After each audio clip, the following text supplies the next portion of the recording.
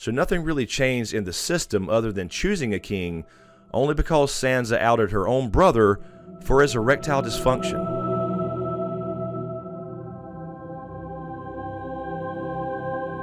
Hey guys, it's Chris and welcome back to another Game of Thrones Season 8 review video, the last one ever. The Game of Thrones finale has now come and gone.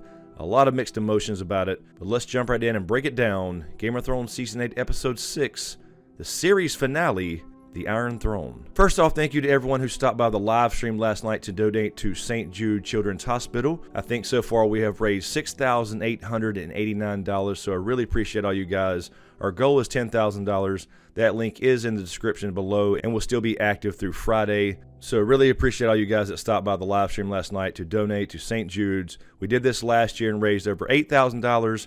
Our goal this year was $10,000 to try to break that record. It's a great cause, and I really appreciate all the support.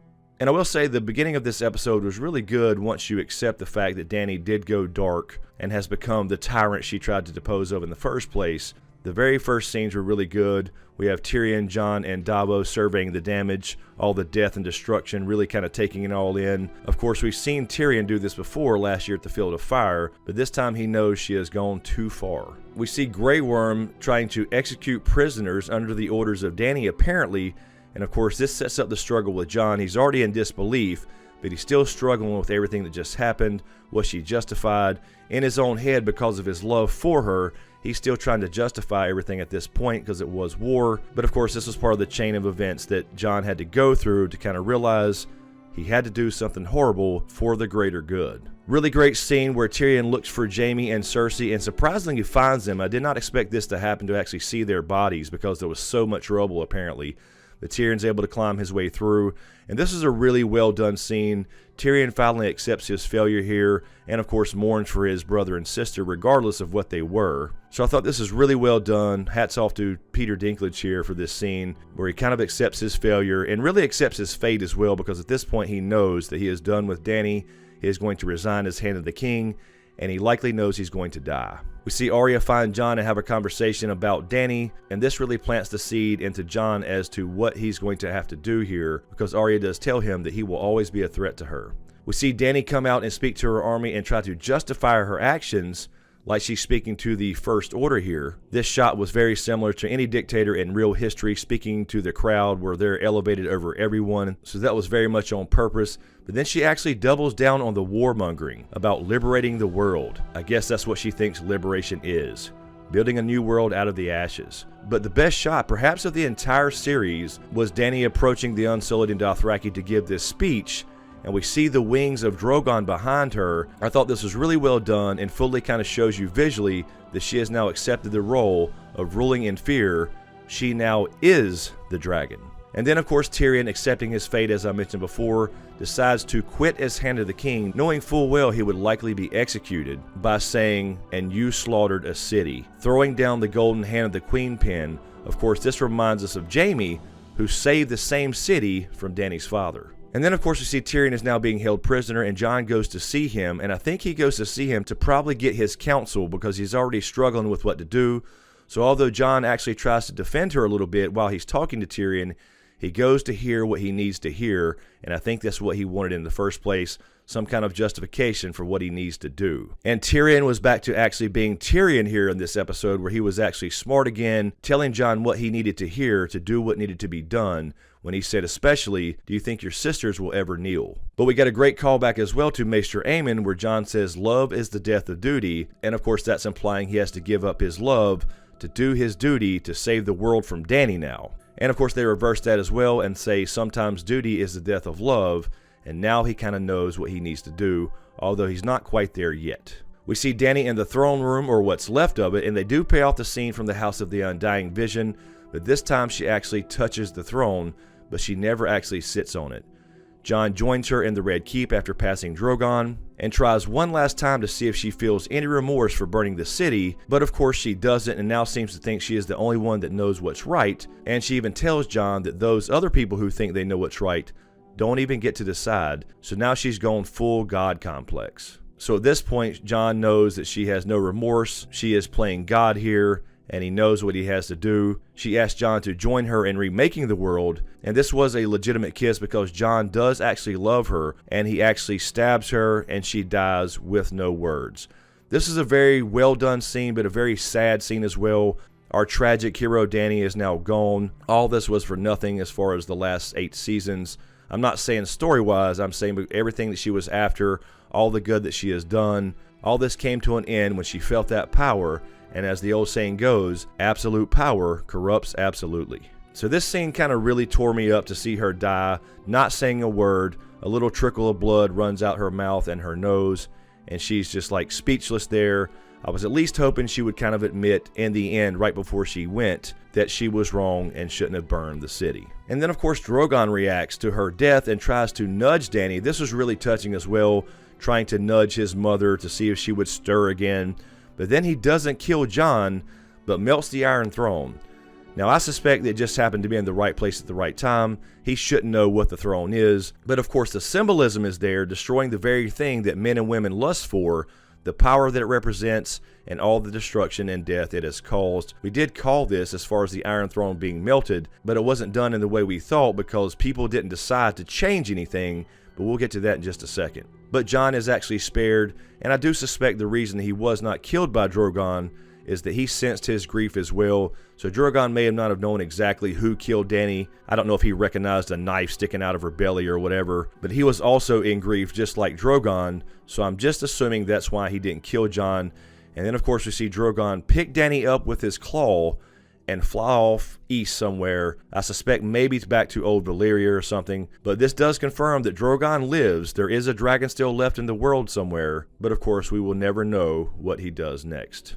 Then we see what's supposed to be a trial for Tyrion, his 3rd trial in this entire series, and Grey Worm seems to have been in charge the past few weeks, but Tyrion takes over the meeting and says they should vote on a king, and this is the little bit of change, a little step in the right direction, although nothing really changed here, where we have all the various lords of Westeros there to choose a new leader, and we see Edmure Tully is back, and everyone still thinks he is adult. He stands up and tries to say, "I'll be a good king," and everybody just starts laughing and says, "Sit the fuck down." We see Robb and Aaron there as well as he grew up a little bit. We see this new unnamed Prince of Dorne. I'm not sure who a couple of the characters were. Gendry was there as well, being now the Lord of Storm's End. But this definitely did not represent Westeros as a whole, as mostly Starks and Northerners in general were there, or people loyal to them.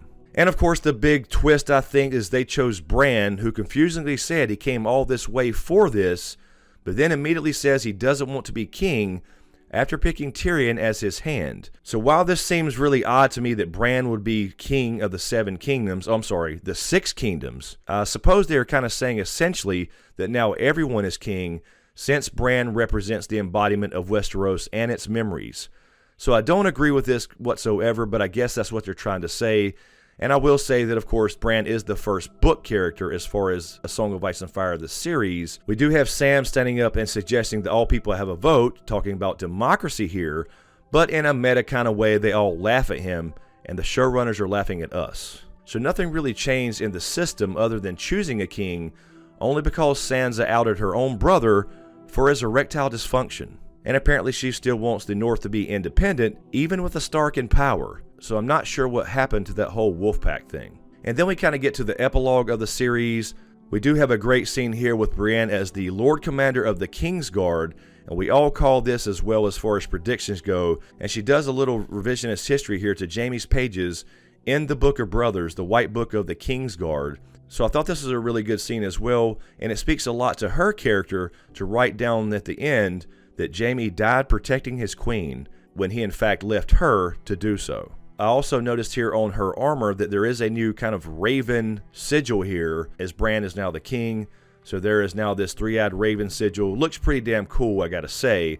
But again, it doesn't really fit, for me at least, that Bran becomes king in the first place. We see Tyrion running the new council. Sam is now the Grand Maester apparently with one link, although they call him Archmaester, so I'm really confused about that. But apparently he did help Archmaester Ebrose finish the Song of Ice and Fire, and laid it in front of Tyrion as well, where he wrote about the wars after Robert's rebellion. So I don't know how much time has passed here exactly, but it had to be enough to write about the current events as well. But apparently Tyrion was left out of the damn book. We also have, oddly enough, Bronn being the richest man in Westeros as Lord Paramount of the Reach and Lord of Highgarden. So really odd after the last scene with Bronn where he comes into Wintertown being an asshole to Tyrion and Jaime, but he ended up getting his castle anyway and becomes the most powerful man in Westeros because that's where all the food is. We also have Davos as Master of Ships, Brienne as Lord Commander of the Kingsguard like her ancestor Sir Duncan the Tall as well, and Pod is now Sir Podrick Payne and gets to wheel Bran around apparently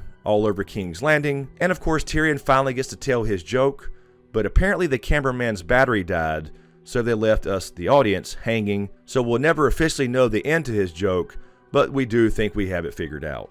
So now I know why the last book was originally going to be called A Time for Wolves, because essentially the Starks, who we considered the good guys in Season 1, have won the Game of Thrones in a sense. We have Bran as king, again with his new three-eyed raven sigil. We have Sansa Finger getting what she's always wanted to be queen in the North. Although she did betray Jon and undermine Dany, nobody ever brings that up again. Although Bran should know what happened, this was a part of what led to Dany going mad in the first place.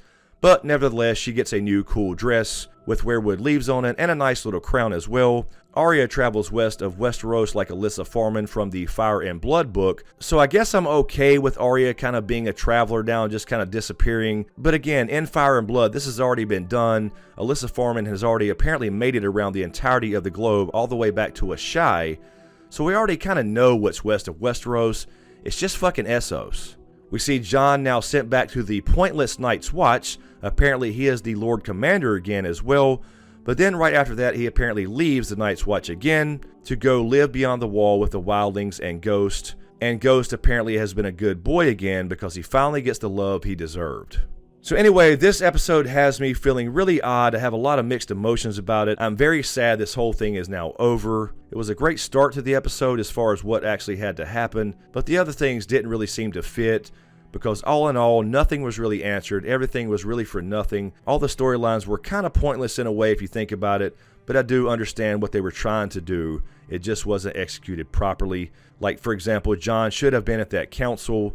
Being the rightful king or not, he should have at least had a voice. It's like out of the blue, no one remembered that he was Aegon Targaryen, the rightful heir to the Iron Throne, and although he didn't want the throne, he should have been the one to say, I don't want the throne, so we should vote on a king or queen as opposed to taking it himself, and then he can go do his thing up north or whatever. But it's really odd with everyone there, especially Bran, just out of the blue forgetting who he actually is. And it also makes you wonder, did anyone bother to tell Grey Worm? But anyway, he's going off to Noth himself to die anyway from a fucking butterfly attack.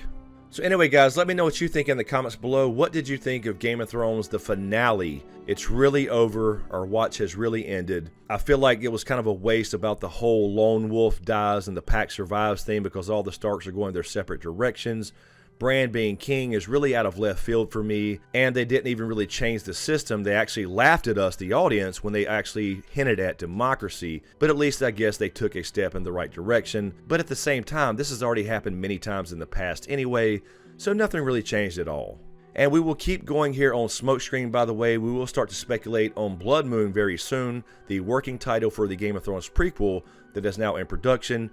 We will continue to do other shows, movies, and the podcast, etc. So please stick around. We're not going anywhere. I may take a break for a couple weeks or something, but other than that, we will be back and continue to do live streams and all that as well. Also, be sure to join us Tuesday night at 9 o'clock on Twitch as well. I will be going live there with Val to discuss this episode one last time, and then there will be plenty of videos and live streams to kind of wrap up this whole entire series as we kind of all collect ourselves, because I think a lot of us feel the same way. I just kind of feel empty inside, like there's a big hole now, and regardless of how it ended, it's all just really sad because it kind of feels like a goodbye, but again, we're not going anywhere.